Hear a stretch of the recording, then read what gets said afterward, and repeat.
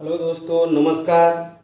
आपको 10 class study point में आपका स्वागत है। आज हम लोग फिर रसायन शास्त्र पाठ 1 रासायनिक अभिक्रिया एवं समीकरण का पार्ट 2 लेकर आए हैं और इसमें जो भी क्वेश्चंस बचे हुए हैं वो सारे क्वेश्चंस को इसमें क्लियर करेंगे।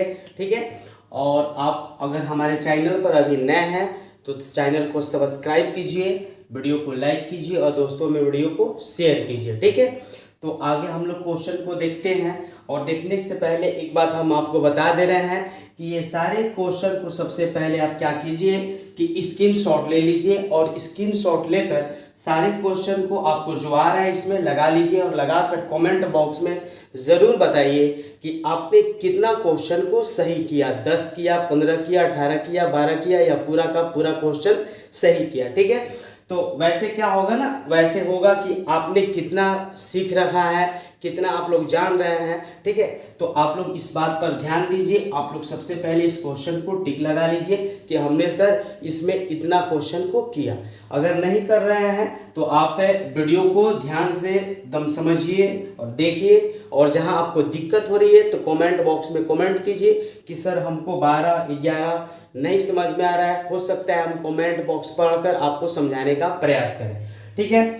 तो अब क्वेश्चन को देखते हैं। ठीक है। सबसे पहला क्वेश्चन आता है कि ग्लूकोज का रासायनिक सूत्र क्या है। ग्लूकोज का रासायनिक सूत्र क्या है, बहुत इंपॉर्टेंट क्वेश्चन है। एग्जाम में यह बार बार पूछता है ग्लूकोज का रासायनिक सूत्र क्या है। तो इसमें देखा जाए C2H5OH, दूसरा बी में है C12H22O11, तीसरा में है C6H12O6 और डी में है C6H6O6।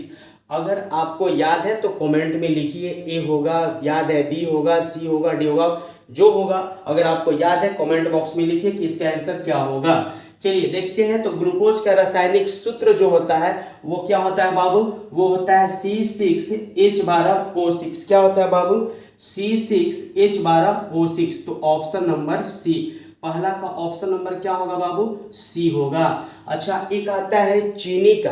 किसका आता है बाबू, चीनी। ये भी बहुत ज्यादा इंपॉर्टेंट है। चीनी का आप लोग याद कीजिएगा, चीनी का होता है C12H22O11। क्या होता है बाबू, ये चीनी का होता है C12H22O11। इसको याद कर लेना होगा आपको कि चीनी का होता है C12H22O11 और ग्लूकोज का होता है C6H12O6। ये किसका होता है बाबू, ग्लूकोज का होता है। तो अगला क्वेश्चन देखते हैं। अब सेकेंड क्वेश्चन, दूसरा क्वेश्चन है कि सोडियम का परमाणु संख्या कितना होता है।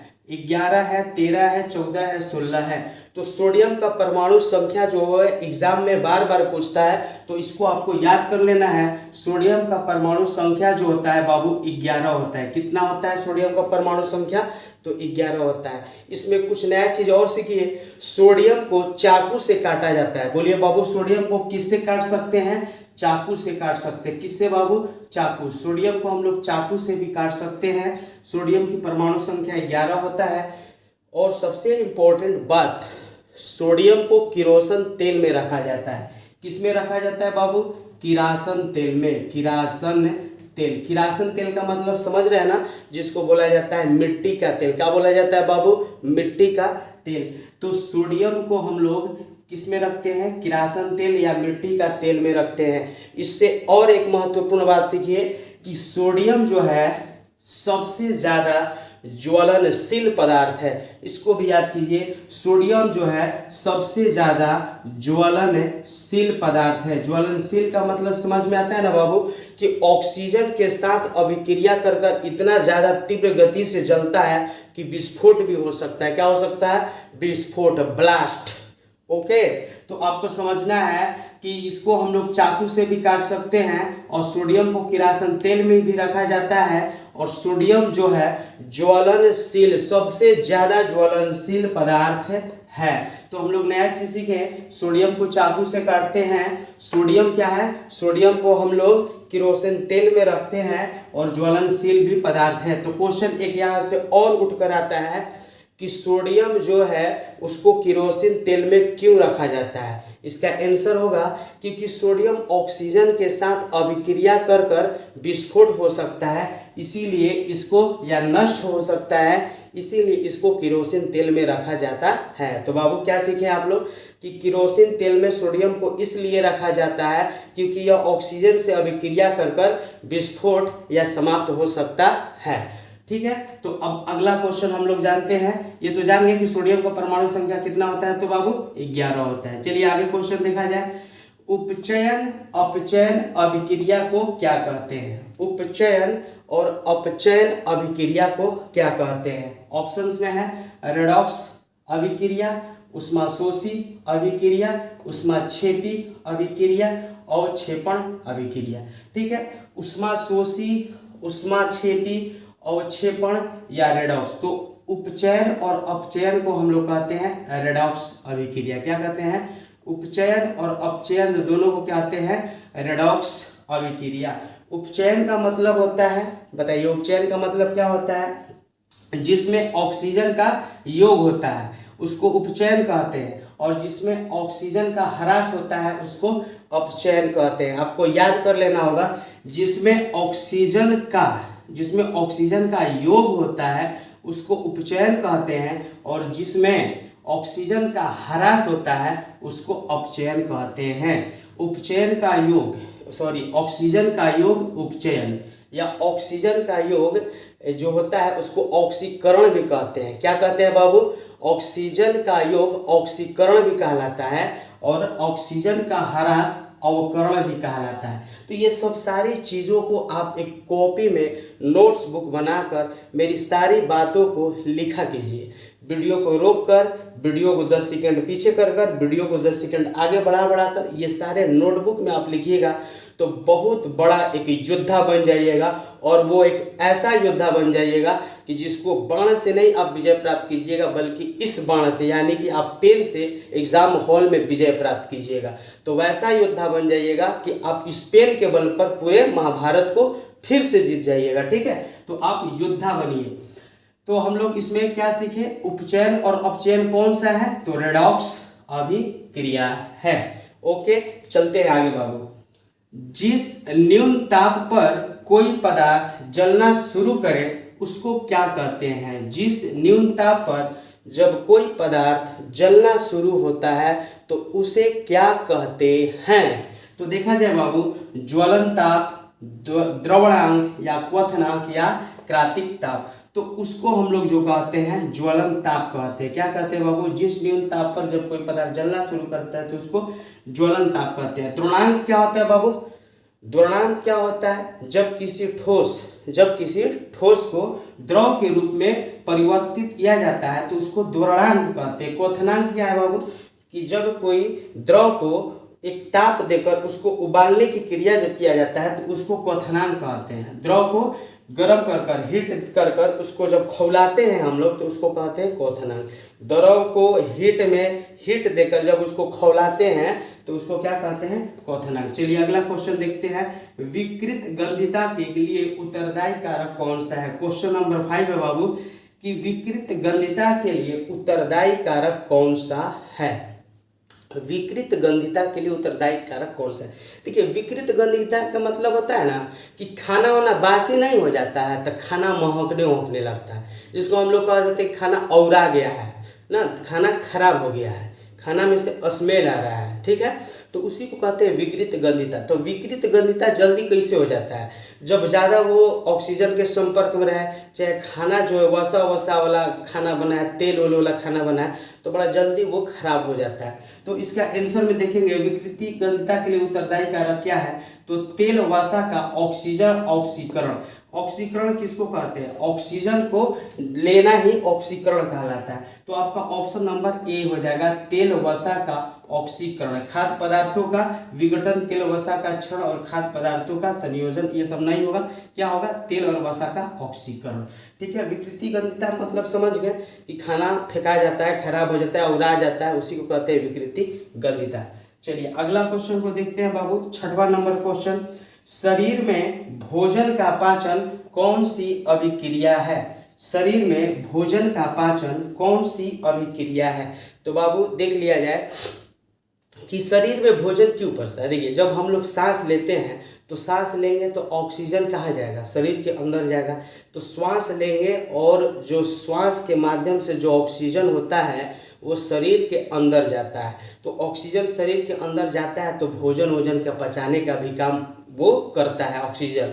तो उसमें अब देख लिया जाए, ऑप्शन में है कि अवकरण, ऑक्सीकरण, उदासीकरण, अपघटन। तो देखिए, अवकरण होता है और ऑक्सीकरण होता है। ऑक्सीजन का आना ऑक्सीकरण कहलाता है, और जब शरीर के अंदर ऑक्सीजन आएगा तभी ना भोजन पचेगा। तो ऑक्सीजन का आना क्या कहलाता है? ऑक्सीकरण कहलाता है, और ऑक्सीजन का त्याग अवकरण कहलाता है। और आपको याद कीजिए, एकदम रट्टा मार के दिमाग में घुसा लीजिए कि ऑक्सीकरण ही उपचयन है। बाबू, ऑक्सीकरण क्या है?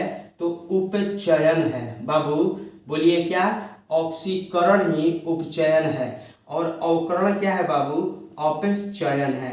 अगर आप इसको नोट्स बुक में लिखते हैं और याद करते हैं तो आप जान जाइएगा कि मेरा ऑब्जेक्टिव पढ़ाया हुआ पार्ट 1 और पार्ट 2 से आप बहुत इस चैप्टर में इतना विजय हासिल कर लीजिएगा कि अब कहना नहीं है। ठीक है बाबू, तो एक बार फिर से, शरीर में भोजन का जो पचना क्या कौन सी अभिक्रिया है? तो ऑक्सीकरण है। ऑक्सीकरण का मतलब होता है ऑक्सीजन का योग, और ऑक्सीजन का योग उपचयन भी कहलाता है। और अवकरण का मतलब होता है ऑक्सीजन का त्याग, वो अपचयन भी कहलाता है।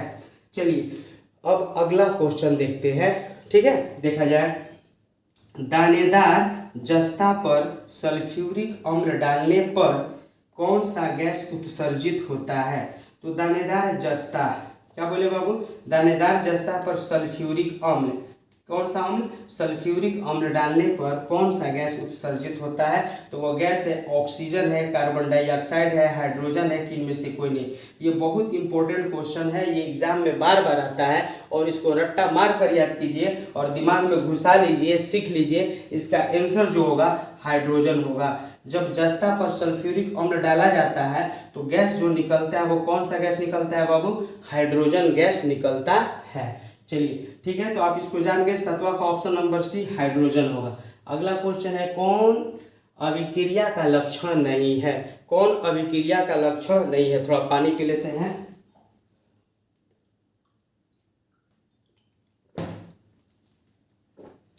देखा जाए कौन अभिक्रिया का लक्षण नहीं है।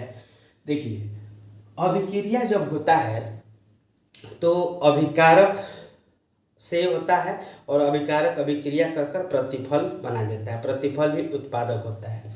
तो जब अभिक्रिया होता है तो अभिक्रिया होने के फलस्वरूप या अभिक्रिया होने के बाद रंग में परिवर्तन होता है। कौन सा लक्षण नहीं है? थोड़ा आराम से इसको सोचा जाए। अभिक्रिया होगा तो रंग रूप तो जरूर बदलेगा, ताप उप भी बदलता रहता है, कम बेसी होता रहता है। ठीक है, तो उसका गुण में भी परिवर्तन होता है। ये तो सब चीज़ पढ़े हैं, बात सब सीखे हैं कि अभिक्रिया जब होता है दो पदार्थों में, तो दो पदार्थों में रंग रूप भी होने के बाद बदल जाता है। ठीक है, उसका तापमान में भी बदलाव हो जाता है। ठीक है, उसका गुण भी बदल जाता है।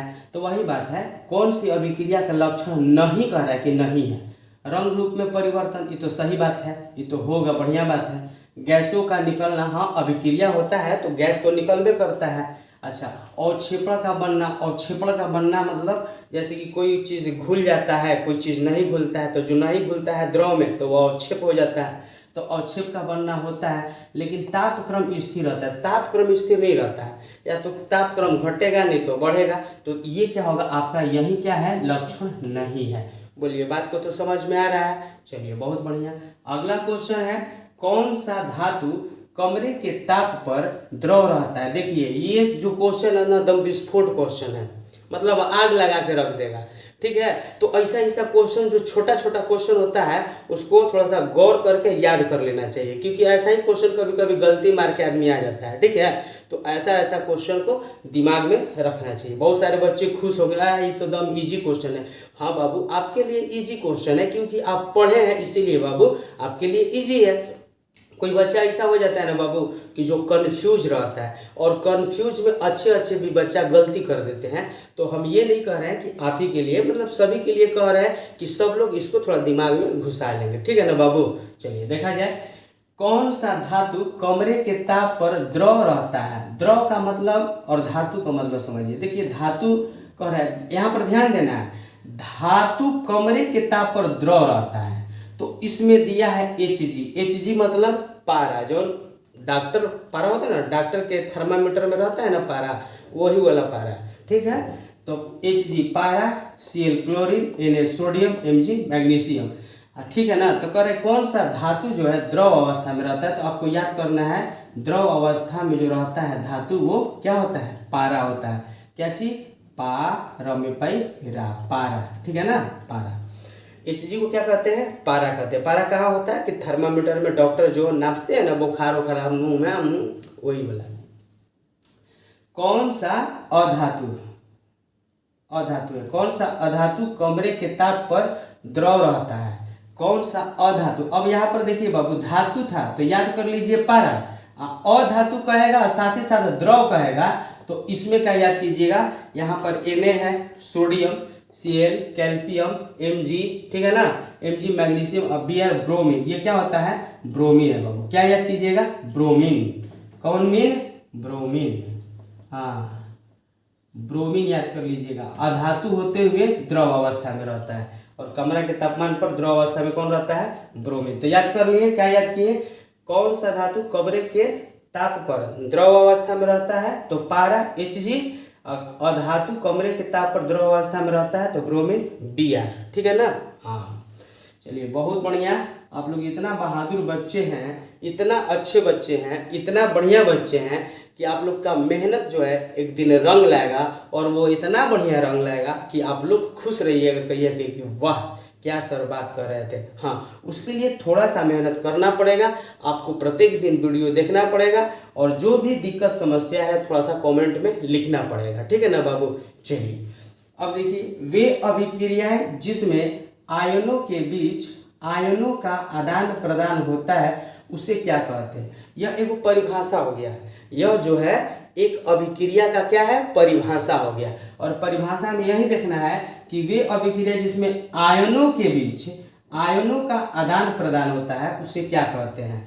तो यह जो है आयनों के आदान प्रदान जो होता है उसे क्या कहते हैं, बस इतने याद करिए, आयनों का आदान प्रदान क्या कहलाता है। तो उसको वियोजन अभिक्रिया कहते हैं, कि संयोजन अभिक्रिया कहते हैं, कि द्विविस्थापन अभिक्रिया कहते हैं, कि विस्थापन अभिक्रिया कहते हैं। देखिए आप सभी के बारे में जानते हैं, अगर नहीं भी जानते हैं तो हम जना रहे हैं, आप जानने का प्रयास कीजिए, ठीक है ना। देखिए वियोजन अभिक्रिया का मतलब होता है एक पदार्थ टूटकर दो पदार्थ बन जाना है। वियोजन को अपघटन भी कहते हैं, एक पदार्थ टूट के और दो पदार्थ बन जाना। क्या बोले हैं बाबू, यहाँ पर थोड़ा सा देख लिया जाए, एक पदार्थ टूट के और दो पदार्थ बन जाना वियोजन कहलाता है। और संयोजन में बस उल्टा हो गया, दो या दो से अधिक पदार्थों का योग एक पदार्थ का बन जाना, ठीक है। और द्विविस्थापन में ही होता है आयनों के बीच, ठीक है ना, आयनों के बीच आयनों का आदान प्रदान, यही क्या कहलाता है, द्विविस्थापन अभिक्रिया कहलाता है। बोलिए कोई दिक्कत किसी को। तो अगर आएगा आयनों के बीच आयनों का आदान प्रदान क्या कहलाता है, तो द्विविस्थापन अभिक्रिया कहलाता है। कोई दिक्कत नहीं है बाबू, है थोड़ा गर्मी हो जाता है इसीलिए मुंह हाथ कभी कभी पोंछना पड़ता है। यहाँ पर देखिए Cl2 और 2Cl2 प्लस 2Kl, और यहाँ पर 2KCl प्लस L2A, ये कौन सी अभिक्रिया है, ये बताना है, ये कौन सी अभिक्रिया है। तो देखिए संयोजन का मतलब हम बोले थे कि जुटकर एक हो जाना, और वियोजन का मतलब बोले थे कि टूटकर एक से दो में बढ़ जाना या दो से अधिक। अब विस्थापन है फिर नोट है, तो यहाँ पर आपको विस्थापन याद करना पड़ेगा। क्या याद करना पड़ेगा, विस्थापन। विस्थापन का परिभाषा क्या होता है बाबू, बताइए, विस्थापन का परिभाषा क्या होता है।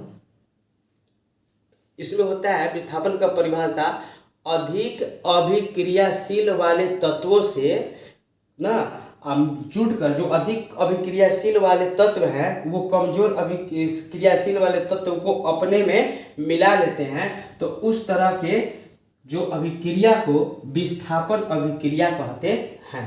अधिक अभिक्रियाशील वाले तत्व कमजोर अभिक्रियाशील वाले तत्वों को आपस में मिलाकर, ठीक है, एक यौगिक का निर्माण कर लेते हैं, उस तरह के अभिक्रिया को विस्थापन अभिक्रिया कहते हैं। तो यहाँ पर आप देख सकते हैं, यहाँ पर दिया हुआ है कि यहाँ पर एल यानी कि यहाँ पर एल से जो क्या है ना के निकल कर इसमें आ गया है और यहाँ पर 2KCl बना दिया है और एल को छोड़ दिया है, इसलिए इस तरीके के अभिक्रिया को क्या कहेंगे? विस्थापन अभिक्रिया कहेंगे। अगला क्वेश्चन 13 नंबर, किसी पदार्थ को ऑक्सीजन से अभिक्रिया कर जलने की क्रिया को क्या कहते हैं?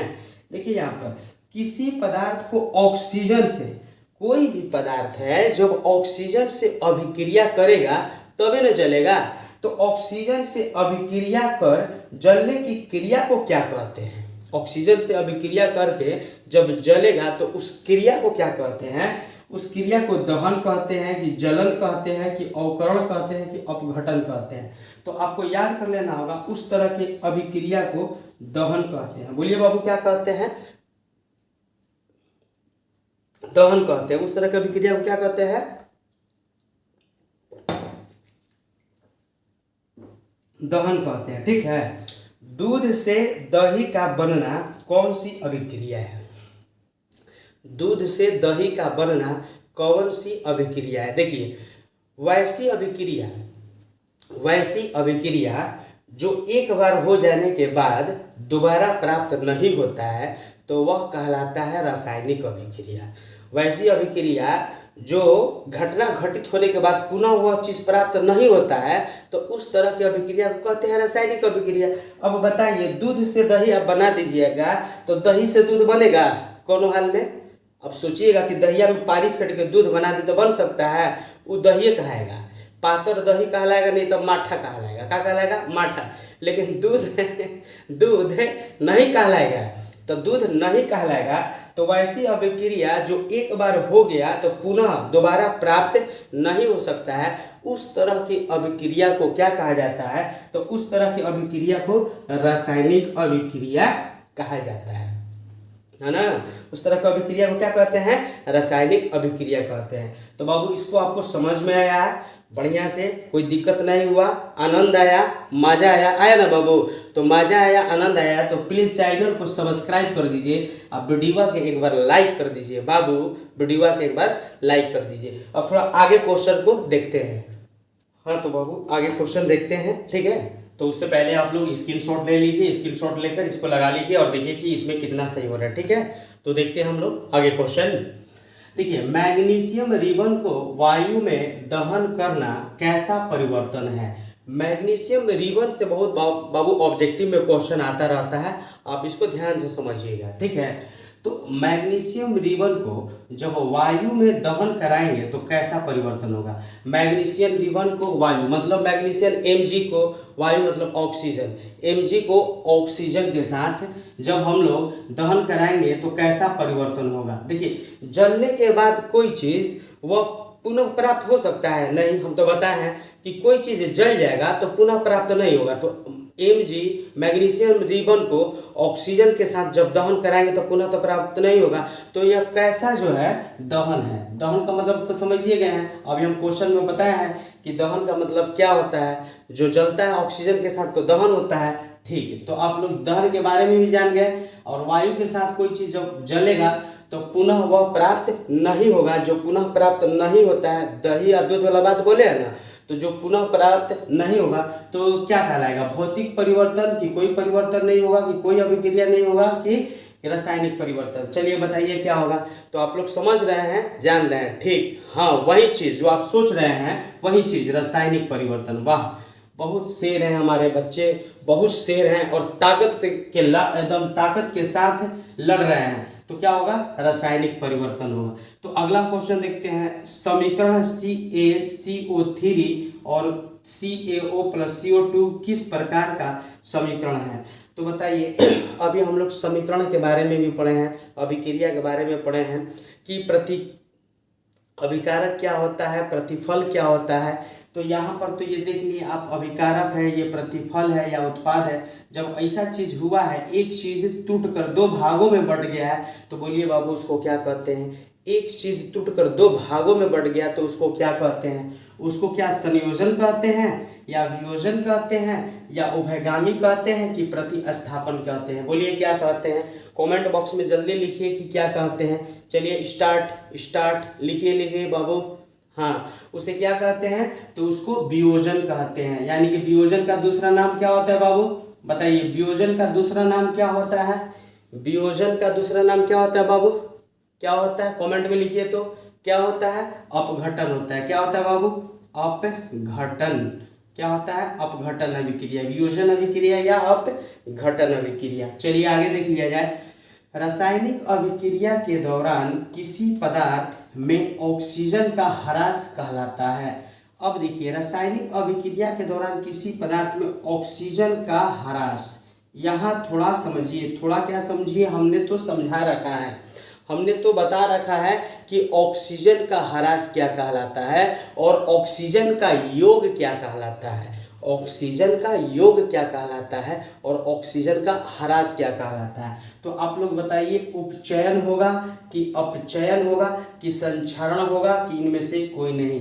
ऑक्सीजन का योग अभी बताया है कि ऑक्सीकरण कहलाता है और ऑक्सीकरण को उपचयन कहते हैं। लेकिन यहाँ पर ऑक्सीजन का ह्रास कह रहा है, ऑक्सीजन का योग ऑक्सीकरण कहलाता है। ऑक्सीजन का योग, नोट्स कीजिए, ऑक्सीजन का योग ऑक्सीकरण कहलाता है और ऑक्सीकरण को उपचयन कहते हैं। लेकिन यहाँ पर ऑक्सीजन का ह्रास है तो उसको हम लोग क्या कहते हैं?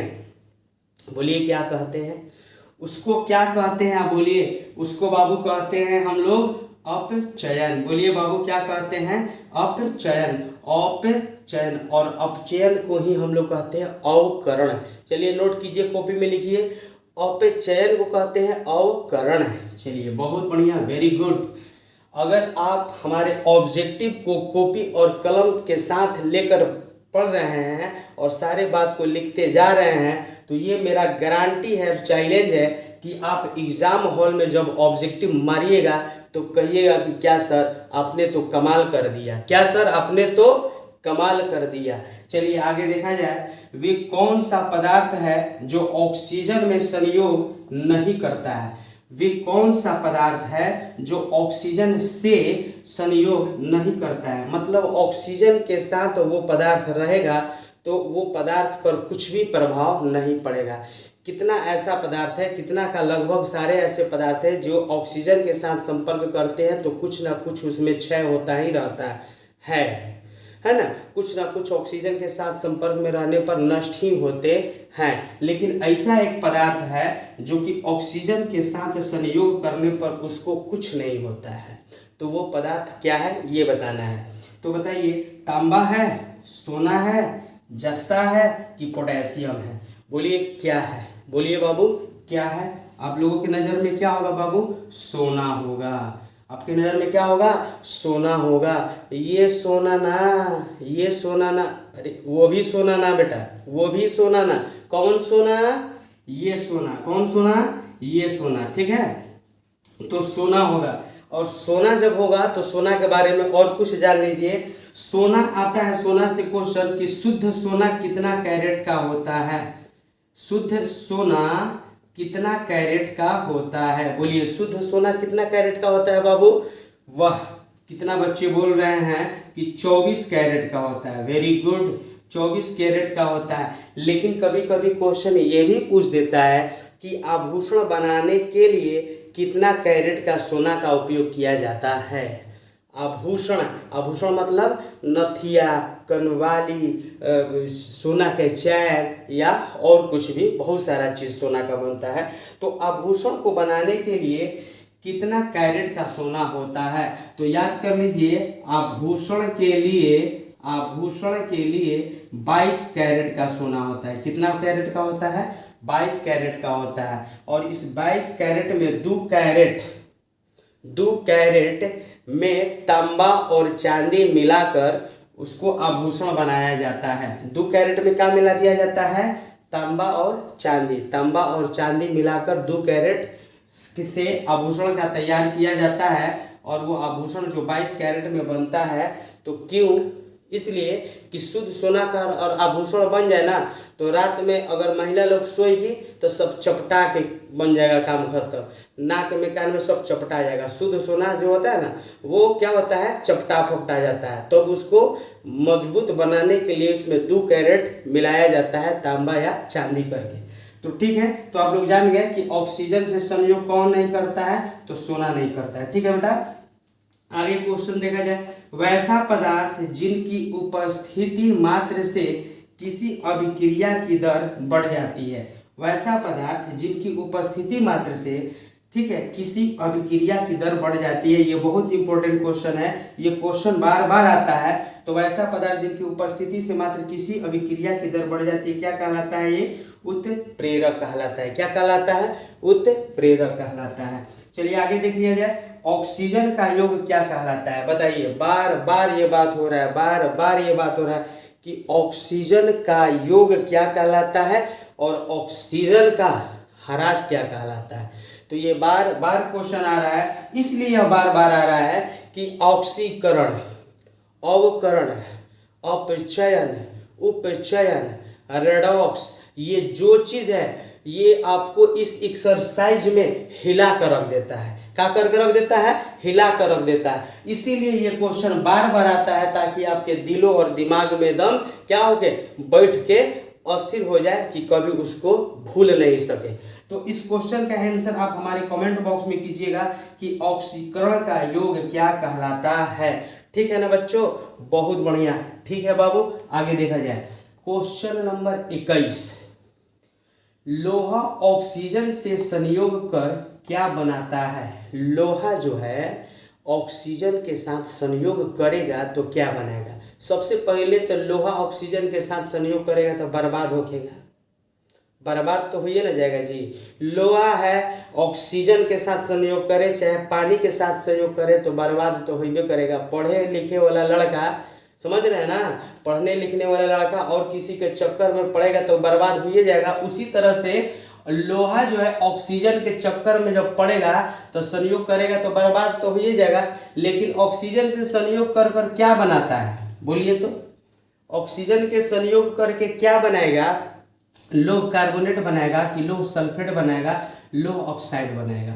क्योंकि लोहा जब ऑक्सीजन के साथ मिलता है ना तो लोह ऑक्साइड बनाता है। क्या बनाता है बाबू? तो लोह ऑक्साइड बनाता है। ठीक है, तो अब अगला क्वेश्चन देखा जाए। Question number 22। रासायनिक अभिक्रिया को व्यक्त किया जाता है। रासायनिक अभिक्रिया को हम लोग किसमें व्यक्त करते हैं? तो संकेत में व्यक्त करते हैं कि समीकरण में व्यक्त करते हैं कि अणुओं में व्यक्त करते हैं कि सभी में व्यक्त करते हैं? संकेत में नहीं व्यक्त करते हैं, अणुओं में नहीं व्यक्त करते हैं, उसको रासायनिक अभिक्रिया को समीकरण के रूप में व्यक्त करते हैं। रासायनिक अभिक्रिया को समीकरणों के रूप में व्यक्त करते हैं। जैसे लिखा जाता है ना H+O2 = H2O, वही चीज है। तो उसको किस में व्यक्त किया जाता है? समीकरणों में। हम तो ऐसे नहीं ना कहते हैं ऑक्सीजन जोड़ हाइड्रोजन बराबर पानी, ऐसे थोड़े कहा जाता है। लिखा जाता है H+O2 = H2O। तो उसी को कह रहे हैं समीकरणों में। ठीक है ना बाबू? चलिए आगे देखिए। रेडॉक्स अभिक्रिया में क्या होता है? देखिए रेडॉक्स अभिक्रिया में क्या होता है तो सिंपल में बात समझ लीजिए। रेडॉक्स अभिक्रिया एक वैसी अभिक्रिया है जिसमें अपचयन और उपचयन दोनों होता है, यानी जिसमें ऑक्सीकरण और अवकरण दोनों होता है। जिसमें ऑक्सीकरण और अवकरण दोनों होता है वही रेडॉक्स अभिक्रिया कहलाता है। ठीक है, तो यहाँ पर आप लोग जान गए सिर्फ ऑक्सीकरण होता है, प्रकाश का उत्सर्जन होता है, अवकरण होता है कि ऑक्सीकरण एवं अवकरण दोनों होता है। तो बाबू अभी हम क्या बताए हैं? रेडॉक्स अभिक्रिया एक वैसी अभिक्रिया है जिसमें ऑक्सीकरण और अवकरण दोनों होता है। उस तरह की अभिक्रियाओं को रेडॉक्स अभिक्रिया कहते हैं, यानी कि जिसमें अपचयन और उपचयन दोनों होता है वो रेडॉक्स अभिक्रिया कहलाता है। चलिए कोई दिक्कत नहीं। अगला क्वेश्चन देखा जाए, अगला क्वेश्चन 24। वैसी रासायनिक अभिक्रिया जो एक ही दिशा में अग्रसर होती है उसे क्या कहा जाता है, ये बताना कि वैसी रासायनिक अभिक्रिया जो एक ही दिशा में हो, वैसी रासायनिक अभिक्रिया जो केवल एक ही दिशा में हो तो उसको क्या कहा जाता है। तो देखिए अनुत्क्रमणीय जो होता है दोनों दिशा में होता है। अनुत्क्रमणीय क्या होता है, दोनों दिशा में होता है, और उत्क्रमणीय जो होता है केवल एक ही दिशा में होता है। तो इसको याद कैसे कर लेना है, उत्क्रमणीय जो होता है वो जो केवल एक ही दिशा में होता है, ठीक है ना। अब लास्ट क्वेश्चन 25 नंबर क्वेश्चन ध्यान से सुन लिया जाए, और क्योंकि कहा भी गया है अंत भला तो सब भला है, अंत भला तो सब भला, तो हम लोग ऐसा भला कर दिया जाए, सही कर लिया जाए, ठीक है। तो यहाँ पर देखा जाए निम्न में से कौन सबसे अधिक विद्युत ऋणात्मक तत्व है, निम्न में से कौन सबसे अधिक विद्युत ऋणात्मक तत्व है। Cl chlorine, F fluorine, Br bromine, I2 मतलब आयोडीन, कौन सा है। तो यहाँ पर आपको याद करना होगा कि सबसे अधिक विद्युत ऋणात्मक तत्व जो बार बार क्वेश्चन में आता है, एग्जाम में आता है, सबसे अधिक विद्युत ऋणात्मक तत्व जो है फ्लोरीन है। बोलिए बाबू कौन सा है, तो फ्लोरीन है। कौन है बाबू, फ्लोरीन है। सबसे अधिक विद्युत ऋणात्मक तत्व कौन सा है, तो फ्लोरीन, F फ्लोरीन है। कौन सा है, F फ्लोरीन है। बताइए वीडियो आप लोग देखे कैसा लगा, मजा आया कि नहीं आया। दम मजा आया ना, तो मजा आया तो बाबू सब्सक्राइब चैनल कर दीजिए, वीडियो को लाइक कर दीजिए, दोस्तों में शेयर कर दीजिए, और दम आंधी तूफान ला कर रख दीजिए, और मेरे साथ जुड़े रहिए। दम मजा और आनंद आते रहेगा, और हम लोग खूब दम विजय प्राप्त करते रहेंगे। आप लोग हमारी वीडियो को अंत